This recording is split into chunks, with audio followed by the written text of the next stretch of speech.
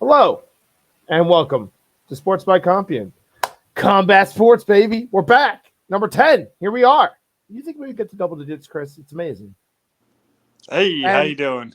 of course, we are joined here by the man who makes these things happen, who brings us the knowledge of the people punching each other in the face and such. Christopher Compion's here in the house, and yet another beautiful Hawaiian. How are you, sir? That's right. Happy to see you. It's always a good time to talk We're happy about some you're here. fighting. Oh, yes. Oh, yes. It's been taking place. 306 is in the books. UFC 306, that is.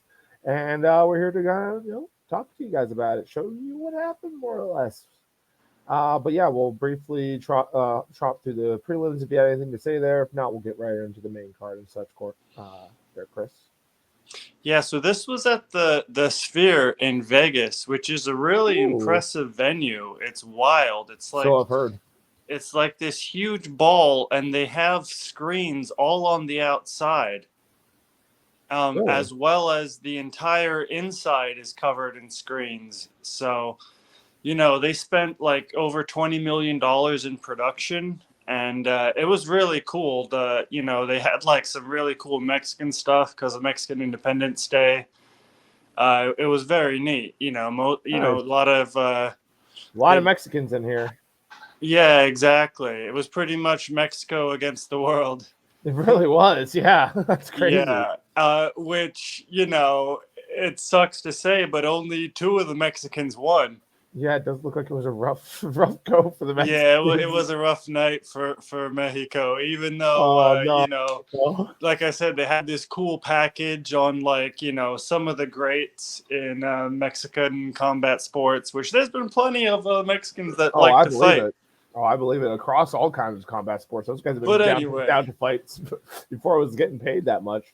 yeah, exactly. Well, let's get right into discussing this card. So on the prelims, let's just talk about two fights on the prelims. The young kid, Rosas Jr. He's only like 19. Okay, this guy down here. He was one of the Mexicans that won. He looks mean, Um, dude. Dude, he's got like a great build for fighting. Like I said, he's Yeah, only 19, but he's been doing it. Like, he's already got a lot of experience. And he's got this really crazy looking face. Like, he's got this yeah. weird mashed potato of a nose and this crazy underbite. So it's almost like you're fighting a dude with like a scary mask on. Was this his first Like fight, or warriors back in the day used to love like a helmet with like a scary face on it. And true? this guy just gets that for free to fight with. He does look like he has a fighter's face. Look at this guy. I mean, Yeah, yeah. his opponent doesn't seem too amused by any of it. So. His what's interesting is, like I said, this kid's on the rise, and he's real young. He's got a great body for it. So they threw him like a vet. Like, this Chinese gentleman is pretty seasoned. So they're like, it was a test, and he did great. He Nice, totally dominated, and it was obvious who won. cool. So that's nice. That's one win for the Mexicans. One other fight, Irene Aldana versus Dumont. Yep. This one, so Norma Dumont did great. It was pretty much like stand up the whole time, and she was definitely the better kickboxer. She beat the crap out of Aldana. Zero takedowns across the board here. Yeah, yeah, these girls weren't into the ground. But like, there was a headbutt, I think like in the second round, that opened up this really crazy vertical cut on Aldana's forehead. The commentators didn't really catch it because she had hit her with like a nice punch like right before, and then they had a little clash ahead. So I think that's Ooh, where the fight came from. But I mean, the cut came from. But regardless of that, she absolutely dominated and easily. It was a good fight. nice. Well, So good for yep, her. Good for good Norma, off to a stuff. win from Brazil. So moving on to the main card here. Ode Osborne versus our buddy Rodriguez. So Ode had a great first round. He came out with a lot of energy, and he's a great striker. And he really put it on Ronaldo. Like Ronaldo, he's tough. And then, he even like knocked him down and had him in this crazy triangle that I don't know how the dude slithered out of. But He's a little then fighter. he came back and had a much better second round with grappling.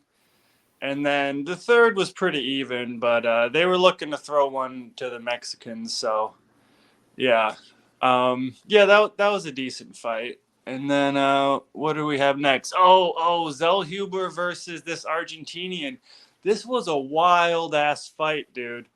Like they're both like Holy, stand up like dudes. almost 300 punches and strikes Yeah, going between dude. them. In the second round, with like over 3 minutes to go, the Argentinian like really hurts Zellhuber and just goes on the attack, just blitzes him, trying to finish him. And dude, he beat on this guy like a punching bag, just combo, just cracking the shit out of him. And Zellhuber's just like moving as much as he can, shelling up as much as he can. He's like running away. It was wild. This went on for pretty much like the rest of the round. Uh, the Argentinian like punched himself out trying to finish. So Esteban yeah. fell Steven out He there. had some really nice combos. He was really good at throwing like three punches and ending with like a solid kick, like a good leg kick or a body kick. That's something they love to teach you in Muay Thai is like never just one strike, always combos. And they love to finish with a kick because you got someone thinking about punches and then they're getting blasted low. But anyway, that was a good fight. It was crazy that Zellhuber survived that round, and but just through the whole thing, like these two had amazing cardio. Impressive, But actually. Yeah. but yeah, that Argentinian dude, he's pretty good with the stand up. He's nasty. Nice. Yep. So that Coming was up a in the fun world, fight. fellas, Esteban, love to see it. Oh, our boy Diego Lopez. We've talked about him Yeah, before on dude. here. Diego Lopez is on absolute tear, dude. He just won like 5 fights in the last couple of years. Wow. Yeah. Checking out Brian Ortega. That's a good one. He is just tearing through people. Yeah, Ortega's been around for a long time. He's fought for the title. He's fought Volkanovski and Max. He's fought some of the top of the division, and he's super tough. Like the guy takes a beating like nobody else. But Diego Lopez really put it on him, dude. Like the whole fight, it was like pretty much like one-way traffic. In the first, he almost finished him in the first round. In like the first minute, he knocks him down with a couple sweet punches. Like I think he cracks him with a right, and then like nails him with a hook right on the jaw as he's like kind of falling, and that like really sends him down. And dude, he poured it on him. It's insane the amount of punishment Ortega took. Like, I don't know why he was trying to stand up with this guy. Like, he's a great jiu-jitsu guy. Like, he's obviously a well-rounded fighter, but I don't know. He really should have tried to get him to the ground and jiu-jitsu him, but instead he took an ass kicking, dude. Like, he took this one punch like right on the eye, and like he thought it was an eye poke, and the ref's like, "No, bro, that was just a punch. You just got punched right in the eyeball." Oh, Oh man, like the whole side of his face, the whole left side of his face was just shut down. It was crazy, dude. It was one massive hematoma. It was wild. when you just trucked on through it, huh? Yeah. And Diego Lopez, dude, he really tried to finish. He absolutely put it on him. It's just Ortega's insanely tough. But anyway, after his fight, Diego went on to corner Alexa Grasso. That's apparently his teammate defending her title. But yeah, that was interesting. It's just like, why is that one corner man like, got a little bit of blood oozing out of his ear? Oh, it's Diego. Hey, buddy.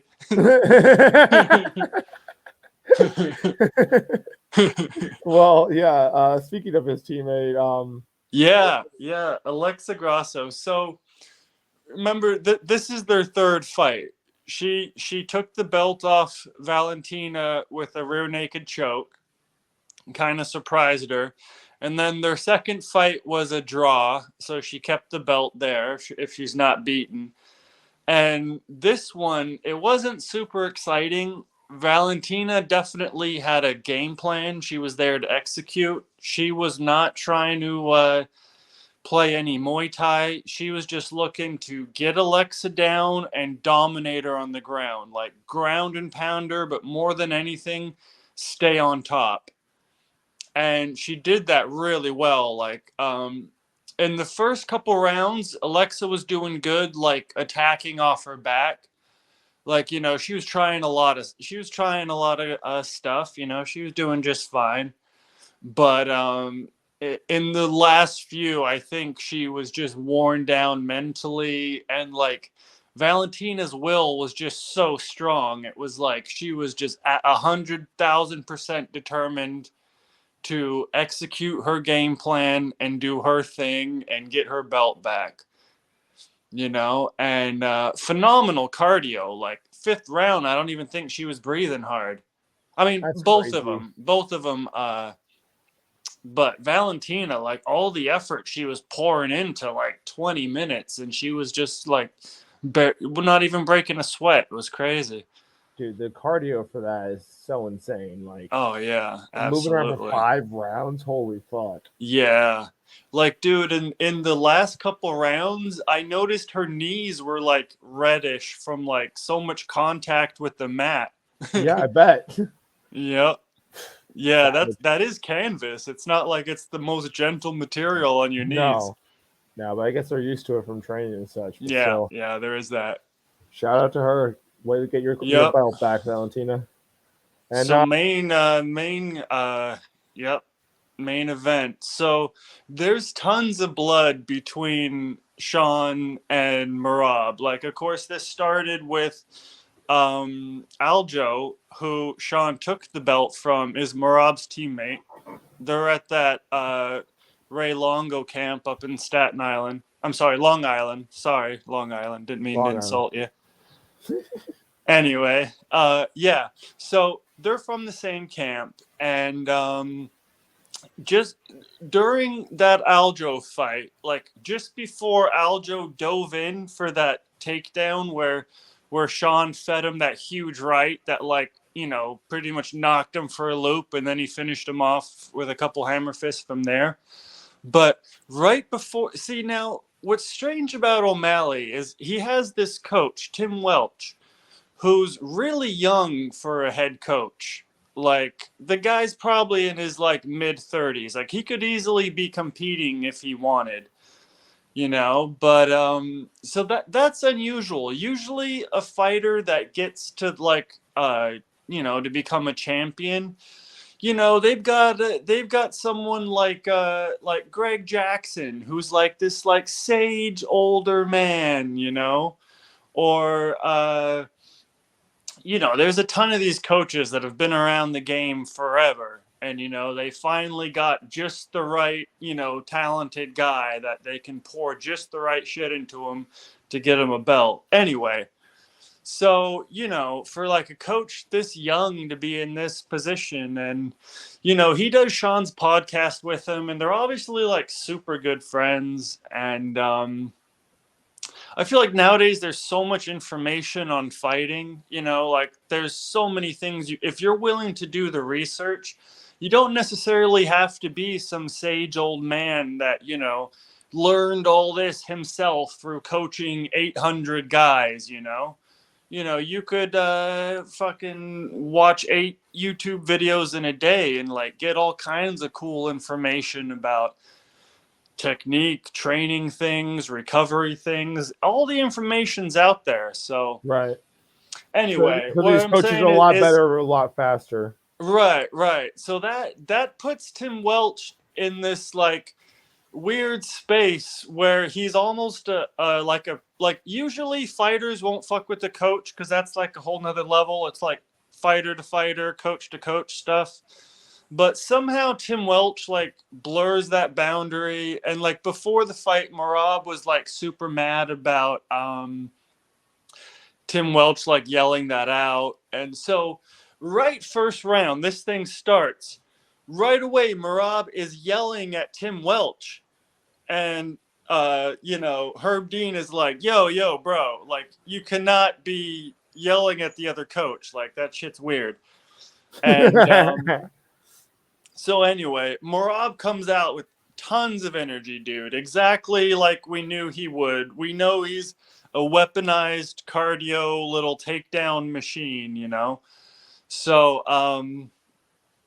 he gets O'Malley down. This is like toward the end of the first round. He gets O'Malley down. He's like blasting him with knees and all kinds of crazy shit. And then he gets him in like this guillotine right up against the base of the cage. And right on the other side of the cage, there's like 3 photographers. And he's got Sean in this guillotine, and he starts kissing his back. And Herb comes running over. Hey, stop that. And so Marab gets up laughing. Dude. Marab gets up laughing. Now, it's still the round. Like, the round has not ended. He gets up laughing, and he's walking away looking at Herb. And Sean jumps up, like, all fucking pissed and, like, punches him right before the round ends. And, you know, it wasn't that bad of a punch. And he just kind of kept walking to his corner. And Herb Dean was like, that's your fault. And he was like, yeah. It was just so weird, dude. Like, the Herb Dean involvement. Like, at one point, he's, like, telling Tim Welch, like, there's a rule against overcoaching.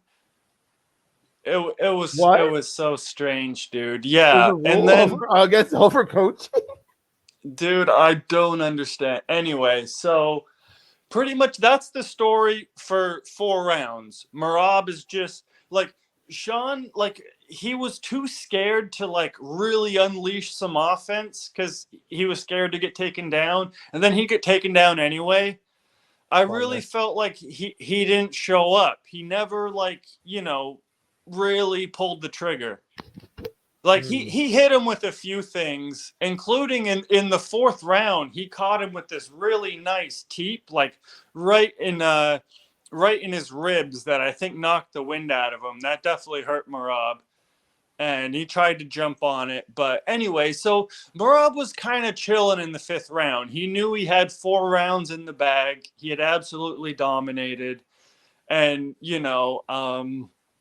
O'Malley was desperate, and we all figured O'Malley could knock anyone out with either one punch or kick or a knee or something. So he didn't want to take that chance. So he was kind of just like chilling, staying on the outside.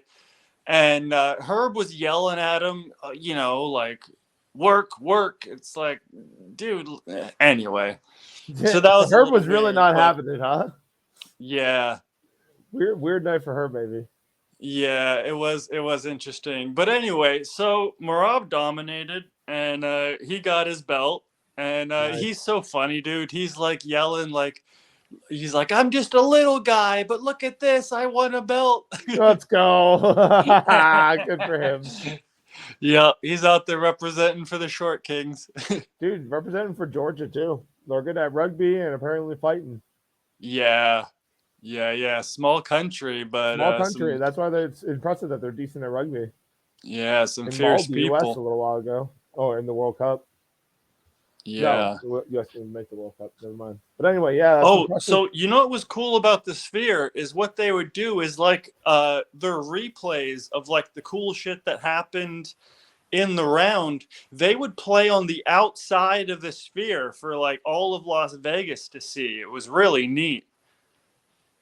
Like I said, they had those really cool. They had those outside screens. It was so neat, dude. Like whoever put together that production package, they fucking nailed it. That's really cool, man. There must have been some serious tailgating going on around then if it was screens. Oh, no doubt. Yeah, imagine all the Mexicans that couldn't afford tickets. I'm sure there's tons in Vegas. Yeah. Well, they're everywhere, dude. Yeah. So that's what I'm saying. so If they want to like suddenly start John doing Jones like, was John Jones was there. He was hanging out with Alex Pereira. okay. Fucking Pereira's wearing just like a black vest and this big gold chain. It was fucking wild. And John Jones is like all in black with a black cowboy hat. It was interesting. Is he still It was fucking fighting? wild. What's going on with And you him? know what's funny is Uncle Dana, he's aware that John Jones is in Vegas, and he's like, "Oh boy, hopefully he doesn't get in any trouble." Oh boy. Meanwhile, he's hanging out. He's hanging out with Ryan Garcia, that fucking crazy boxer. Oh. Oh yeah, exactly. He's hanging out with him, but imagine being the one guy in the company that the boss is worried when you're in Las Vegas. He's like, "Oh, this could go bad." That's pretty funny. Yeah. What's going on with the Paul brothers? They out there still fighting? Oh, you know what? So I'm not sure what's going on with Logan. I assume he's doing wrestling things. I think he got a belt. Oh yeah, WWE shit. That's right. Yeah. And then Jake Paul, he claims he has some kind of like restraining order from UFC events. So he like disguised himself, bought a ticket, and snuck into the Sphere and was all like, "I snuck in here. I'm not supposed to be here." Like going live on Instagram, and it's like, dude, I don't think you're banned from UFC events just because you poke shit at Dana. Like, I don't know. But you know what? It's great marketing. The dude I was is a just gonna say, he's marketing like, genius. let me just hop in on the publicity of 306. Exactly. Oh, No you big got a deal. whole nother event? Let me just insert myself and make up a story to make it cool. Right. Dude, it's brilliant. Yeah. For all we know, it's a WWE ploy. He's gonna get that UFC fight soon enough. Yeah. So, he's supposed to fight Tyson next. That's supposedly still back on. Oh, good lord. So, does anyone need to see that though? What? Do we really need to see that? I don't know. Yeah, dude, no one does. I do not understand. I think it's just like personal bucket list for him. Like, yeah, maybe. A lot of people think it'd be cool to fight Mike Tyson, Yeah. I think that's exactly what it is. Yeah, so I think he's just because, again, like he's not doing it for the money. He's just doing it for whatever amuses him, and he's making shitloads of money while he's doing it. So, right. Whatever. Yeah, well, good for him. Anyway, shout out to the UFC 306 is in the books. Good breakdown here from Chris once again. Chris, anything else you want to share with us here and Sports by Compion?